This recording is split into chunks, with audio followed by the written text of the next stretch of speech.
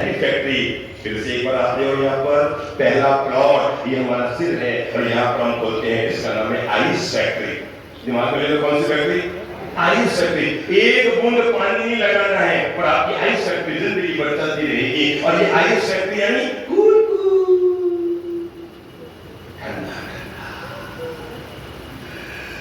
जो व्यक्ति इस प्लॉट पर अपनी आइस फैक्ट्री खोलने में सफल हो जाता है वो पर्यूषण प्रभाव का पहला चरण पार कर देता है। और वो आइस फैक्ट्री छोटी मोटी बातों में अपने मन की गतिविधियों को प्रभावित मत करो। संभव है किसी ने कोई कड़वा शब्द बोल दिया हो पर वापस किसी भी बात की प्रतिक्रिया करना कोई जरूरी नहीं होता है।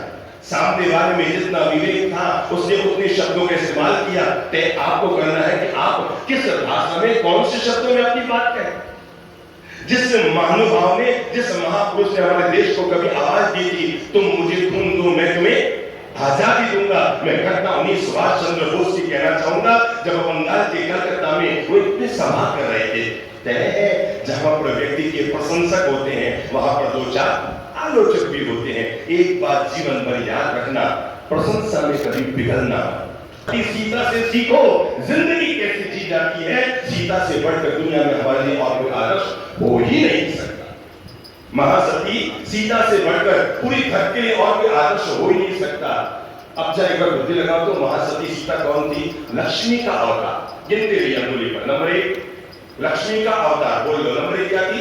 लक्ष्मी का अवतार। नंबर 2 रघुकुल की महारानी। नंबर 3 स्वयं भगवान की पत्नी। और नंबर 4 जनक जैसे महाराजा की बेटी।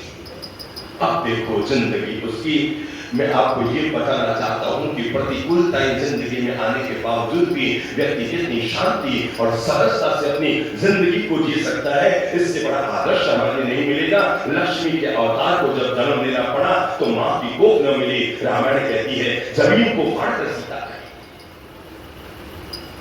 विवाह हुआ, राम जैसे, श्री राम जैसे महापुरुष से जब उनका विवाह हुआ तो पता है बैंड बजाने कौन है? कौन बताए? महासती सीता का जब विवाह हुआ तो खुशियों का वातावरण तो बन नहीं पाया। उससे पहले परशुराम जी पधार गए और उन्होंने अपना कोप प्रकट किया। अरे वो वहां से निकलकर अपने ससुराल आई तो कौन सी वहां 4 दिन सुख से जी पाई। उससे पहले कभी कोई मंत्रा पैदा हो गई और दूसरी कैकेयी पैदा हो गई। पति का साथ निभाने के लिए वनवास में 14 साल गए। क्या क्या निभाने के लिए? पति का साथ निभाने के लिए। पता है आज की कोई महिला होती है ना और उसके पति के साथ ऐसा हो जाता तो क्या करती पता है? एक बार आप सोचो तो आपके पति को 14 साल का वनवास मिल रहा है तो आप क्या करेंगे? ईमानदारी से जवाब दें। बोलो भाई क्या करेंगे? मोबाइल साथ दे दो, मैं पियर जा रही हूँ, मोबाइल से बात करते रहेंगे और मैं फोन कर देना, मैं आता हूँ। मैंने एक बहन जी को पूछा, मैंने कहा बहन जी बताओ अगर आप सीता की जगह होती, क्या अगर आप सीता की जगह होती और आपके पति राम की जगह होते और घर में 3 माताएं सासू माताएं होती और आपके पति को वनवास मिलता तो आप क्या करती? कहने लगी मैं तो 100% वनवास में साथ। मैं चौंका, मैंने कहा भाई चेहरे मेरे से लगती तो नहीं है, इतनी दूर की दूरी लगती तो नहीं होगी। नहीं मैं तो 100% वनवास में जाती। मैंने कहा क्यों? कि 3 सासुओं के नीचे रहने की बजाय तो वनवास में रहना। तो महासती सीता पति का साथ निभाने के लिए कहा गई, वनवास गई।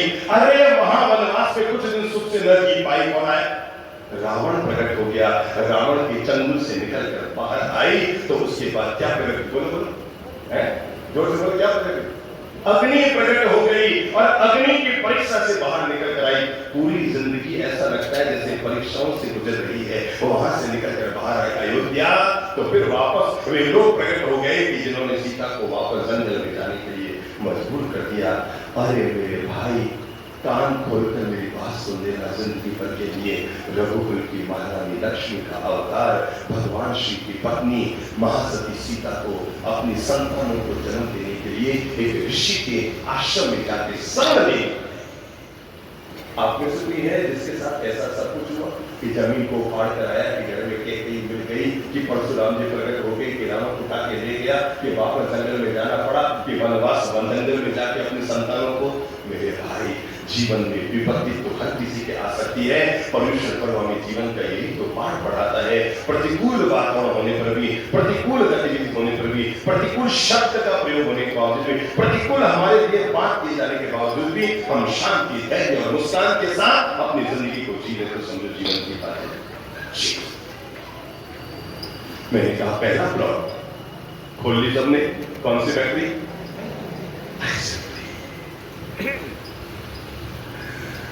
गुस्सा करना जरूरी नहीं होता है। और मैं आपको बता दूं, दुनिया में सबसे ज्यादा कर्म बंधन किसी से होते हैं? दुनिया में सबसे ज्यादा कर्म बंधन लोग से कम, मान माया से कम, काम से कम, उससे भी ज्यादा कर्म के बंधन होते हैं।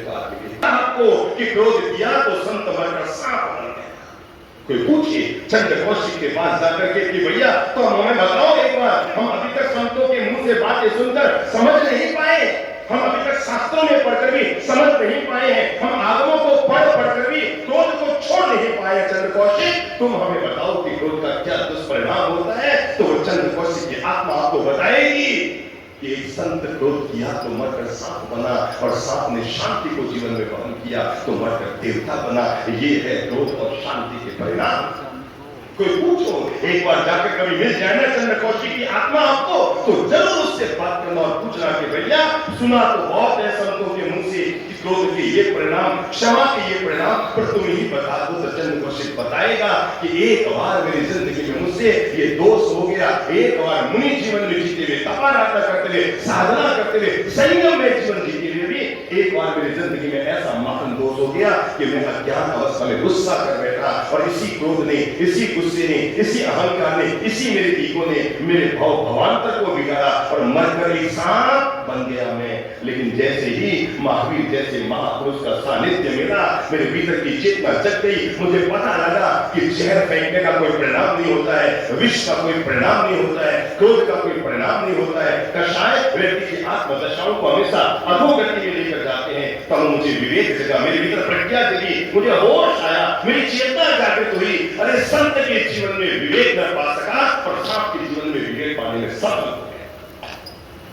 संत के जीवन में विवेक न पा सका कि मुझे गुस्से से बचना है, और सांप की योनि में मुझे विवेक मिल गया, मुझे प्रज्ञा मिल गई, मुझे होश आ गया। महावीर जैसे महान पुरुष में इसलिए पर्यूषण हमें जीवन का एक पहला पाठ पढ़ाता है। हर किसी श्रावक को अपनी जिंदगी में ये प्लॉट कभी खाली नहीं रखना चाहिए, आइस फैक्ट्री खोलनी चाहिए। और आइस फैक्ट्री का मतलब मैं हमेशा शांत रहूंगा, मैं हमेशा कूल रहूंगा, मैं हमेशा प्रेम और क्षमा को तवज्जो दूंगा, मैं हमेशा शांति को जीकर देखूंगा।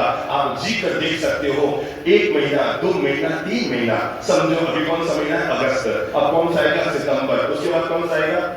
अक्टूबर। फिर आएगा नवंबर, दिसंबर। आप एक काम करो ना, साल में 6 महीने का चयन करो। मैं जनवरी गुस्से में जीऊंगा, फरवरी शांति में जीऊंगा, मार्च गुस्से में जीऊंगा, अप्रैल शांति में जीऊंगा। 12 महीने के बाद अपना लेखा जोखा बनाना, तो आपको पता लगेगा किन 6 महीनों ने आपकी आत्मा की दशा को बिगाड़ा और किन 6 महीनों ने आपके आत्मा की दशा को सुधारा। प्रेम किया और प्रेम के परिणाम देखे, गुस्सा किया और गुस्से के परिणाम देखे। और यह सत्य आपके जीवन की थाली में परोस रहा हूं। जब दोनों के परिणाम आपने देख लिए तो तय कर लो कि जिंदगी में प्रेम में जीवन जिएंगे, गुस्से, क्रोध, अहंकार और ईगो में जीवन नहीं जिएंगे। पहला हाथ जोड़ो। हम पर्यूषण के 28 हाथ से प्रारंभ कर, सभी लोग करेंगे 28। ये उदयपुर का इतिहास बनेगा कि इतनी बड़ी संख्या में अपन 28 करेंगे। और अब तक आपने 28 की होगी, भोजन की 28, कि 8 दिन भोजन नहीं करना। आज नई 28 का हम संकल्प करते हैं। पर्यूषण पर्व में प्रवेश करते समय मैं 8 दिन 28 करता हूं, और 8 दिन के लिए पर्यूषण पर्व में प्रवेश करते समय संकल्प ले रहा हूं कि मैं क्रोध, जोर से बोल लो, दोबारा बोल लो, मैं गुस्सा, मैं गुस्सा, मैं गुस्सा। अपने आप को हाथ रखो हृदय पर, बोलिए मैं संकल्प लेता हूं, जोर से बोलिए मैं संकल्प लेता हूं कि मैं पर्यूषण पर्व के 8 दिनों में किसी भी प्रकार के वातावरण के उपस्थित होने पर क्रोध और कषाय नहीं करूंगा, नहीं करूंगा, नहीं करूंगा। 8 दिन की 28 55 हो गए। किसी को लगता है कि मैं गुस्से किए बगैर नहीं रह सकता हूं तो हाथ खड़ा करो। वैसा मैं तो गुस्सा किए बगैर नहीं रह सकता, सबने ले लिया ना। फिर भी अगर कोई आ जाए कि नहीं मुझे तो बिड़ना ही है, बैल कोई आ ही जाए लड़ने के लिए तो कहते ना भैया 8 दिन की तो 28 है, सोमवार को आ जाए। ये वाला नहीं, कौन सा वाला अगला, ये वाले सोमवार को पाना मत करना, गड़बड़ घोटाला हो जाएगा। कल सुबह ही है सारे पोल्यूशन पानी में चला जाएगा। अगला कहते भाई 8 दिन को 28 है, पंचमी को सुबह सुबह आ जाना, मंडे को सुबह सुबह आ जाना, पारायण करने का सौभाग्य तो उसको दे दिया। कुल मिलाकर सीधी सादी बात है, गलती हो तो झुक जाओ, गलती हो तो बोलो, गलती हो तो थोड़ा जोर से बोलो, गलती हो तो झुक जाओ, गुस्सा आए तो रुक जाओ, आप हमेशा राह में रहेंगे। गलती हो तो झुक जाओ। मैं तो कहा करता हूं भाई, आपने एमई किया तो अच्छी बात, सीए किया तो अच्छी बात, एमबीए किया तो अच्छी बात, एमबीबीएस किया तो अच्छी बात, पीएचडी तो अच्छी बात, पर भगवान कहते हैं केवल इन पढ़ाइयों को पार करने से तेरा आत्मा का कल्याण नहीं होने वाला है। भगवान ने हमें प्यारी सी डिग्री दी और उसका नाम है एमडी। बोलो तो जोर से बोलो, एमडी। क्या नाम है? ये डिग्री तो हर कोई पास हो ही जाए, अगर ये डिग्री हासिल न की तो सारी पढ़ाई धूल धारी रात छानी हो गई। बोलो तो कौन सी पढ़ाई? भगवान ने तब 2500 साल पहले डिग्री हम लोगों के लिए दी थी, उसका नाम है एमडी। और एमडी का मतलब है मिच्छामी। क्या मतलब है? बोल दो कौन सी पढ़ाई पास करनी है? ये 8 दिन आपकी क्लासें चलेगी और इन 8 दिन की क्लासों में आपको डिग्री मिलेगी और डिग्री का नाम क्या है? एमडी। क्या है? एमडी। क्या है? एमबीबीएस तो बहुत मिल जाएगी, पर एमडी करने वाला आपका कल्याण कर देगा। और एमडी का मतलब क्या है? मिच्छामी। मैंने कहा 3 फैक्ट्री में पहली फैक्ट्री आज हमने संकल्प कर लिया, और दूसरी अगर कोई फैक्ट्री है तो उसका नाम, उसका प्लॉट कहाँ है? जीव पर। निकालो तो, जीव 22। इसका नाम क्या है?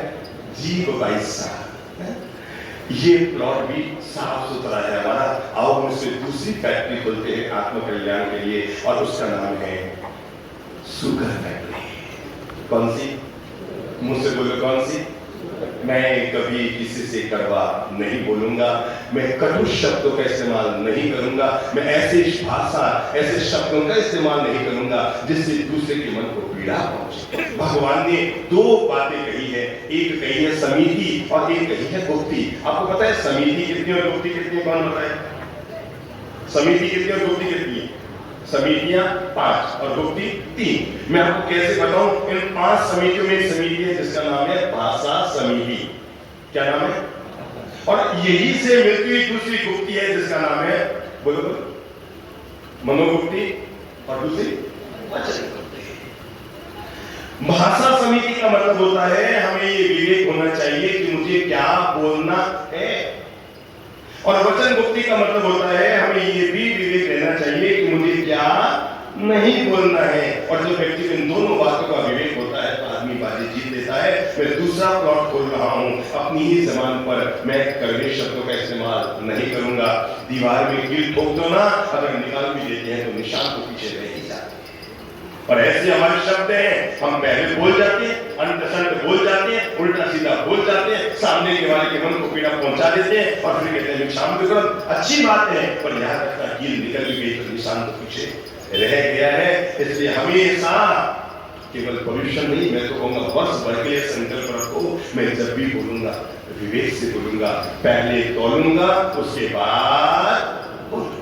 अपने हर शब्द, हर भाषा का इस्तेमाल मैं बहुत विवेक के साथ, बहुत शांति के साथ, बहुत मिठास के साथ करूंगा। नहीं तो मेरे भाई घर में आपस में द्वंद्व होते हैं, घर में आपस में दूरियां रहती हैं। आपको पता है प्रायः हमारे रिश्तों में ये खासियत होती है, जो हम लोग साथ रहते हैं उनके रिश्तों में खटास हो जाता है, और जो हमसे दूर रहते हैं उनके साथ हमारा मिठास है। सोचा आपने कभी ऐसा? जो जैसे एक सास के 2 बहू हैं, एक यहां है और एक बेंगलोर है। अब क्या होगा? वो यहाँ वाले भी क्या कहेगा, अरे भाई ये तो है जैसी है, मेरी हीरे जैसी बहू तो बेंगलोर में बैठी, क्या कहेगी मेरी, क्यों, क्योंकि यहाँ जो हम साथ रहते हैं, अगर वे प्रेम और मधुर भाषा का इस्तेमाल करना सीख जाए ना, तो मेरे भाई ये जो दुनिया बनती है, तकलीफ तब नहीं होती जब कोई हमसे दूर चला जाता है। सच्ची कहता हूं, समझदार के लिए बेहद जरूरी है। और जिंदगी में पहली दरार जो इंसान की होती है वो इंसान वो होती है पानी की दरार, दूसरी होती है मिट्टी की दरार, तीसरी होती है सूखे तालाब की दरार, और चौथी होती है पत्थर की दरार। समझिएगा, चार, ये हमारे मन की वृत्तियां हैं, हमारे मन की स्थितियां, ये चार तरह की दरारें। पहली दरार होती है पानी की दरार। चलो लाओ, एक थाली हाथ में लो, हाथ में थाली लो, उसमें 2 लोटा पानी डाल दो, थाली में पानी आ गया ना, चलो अब इसमें अंगुली चलाओ तो पानी में क्या आई, पानी में क्या आई, क्या आई, दरार आई ना।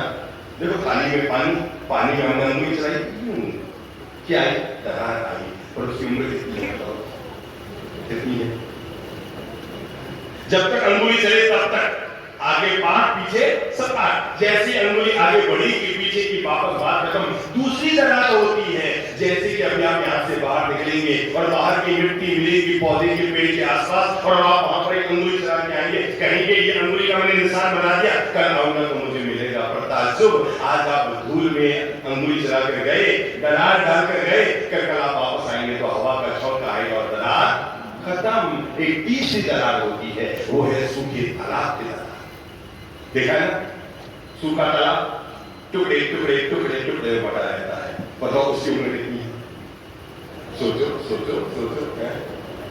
जब तक प्रेम का पानी, जब तक बादल का पानी, जब तक प्रेम का पानी न बरस जाए तब तक तो तालाब की दरार है। और जैसे पानी बरसा की तालाब की दरार, मतलब जैसे पोल्यूशन आया, मन में क्षमा की भावना जगी, मन में प्रेम की भावना जगी, मन में वात्सल्य की भावना जगी, मन में एक दूसरे के प्रति क्षमापना की सोच आई, यानी पानी बरसा, यानी वो जो दरार थी तालाब की वो खत्म। और एक भयंकर वाली दरार होती है, भयंकर वाली दरार, और उस दरार का नाम होता है पत्थर की दरार। एक बार पत्थर को तोड़ दो, वापस कितना भी सीमेंट से सजा लो, चिपका दो, पर दरार तो उसके हमेशा नजर आती है। मेरे भाई, अगर जिंदगी में पानी की दरार आ जाए, नो प्रॉब्लम, कोई दिक्कत नहीं, ठीक है।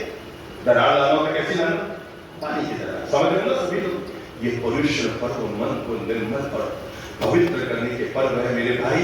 आत्मावलोकन कर लो, मेरी किस किस की कितनी दरारें हैं। अगर मेरी 2 साल पहले 4 लोगों से बोलचाल बंद थी, अगर आज वो संख्या 2 हो गई है, अपनी पीठ थपथपाइए, और आज वो संख्या 6 हो गई है, अपने आप में प्रश्न खड़ा। अगर 2 साल पहले आपकी 2 लोगों से बोलचाल बंद थी, 4 लोगों से बोलचाल बंद थी, आज वो 4 की संख्या 2 हो गई है, पीठ थपथपाओ, आप आगे बढ़ रहे हो। और अगर वो 4 की संख्या 6 में बदल गई है, अपने आप पर प्रश्न चिन्ह करो, आप पीछे लौटते जा रहे हो। पहली दरार कौन सी, बोलो बोलो, पानी की दरार। कोई बात नहीं, हो गया, पति पत्नी है, बोल दिया, कोई बात नहीं।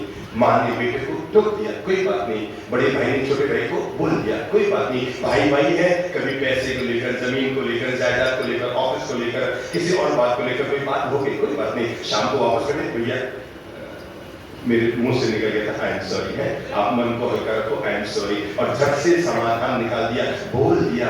अगर सॉरी कहने से समाधान निकलता हो, सॉरी कहने का मतलब ये नहीं कि आप गलत हैं, सॉरी कहने का मतलब ये है कि आप रिश्तों को निभाना जानते हैं। अभी कौन सी नाम, आइस फैक्ट्री, दूसरी शुगर फैक्ट्री। रोज रोज रसगुल्ला खाओगे तो अस्पताल पहुंच जाओगे, पर रोज रोज मीठे बोलोगे तो लोगों के दिलों में रास। अच्छी बात है ना भाई, मंदिर बांटे, स्थानक बांटे, बांट दिया भगवान को। मंदिर बांटे, स्थानक बांटे, बांट दिया भगवान को। इन बड़े बड़े संतों से कहते हो, मत बांटो इंसान को, मत बांटो इंसान को। धर्म के नाम पर अगर हम यूं बढ़ते रहे, कोई मंदिर के नाम पर, कोई मोमबत्ती के नाम पर बढ़ते रहे, तो आने वाला कल हमारा काम शुरू हो जाएगा। ये उदयपुर है, उदयपुर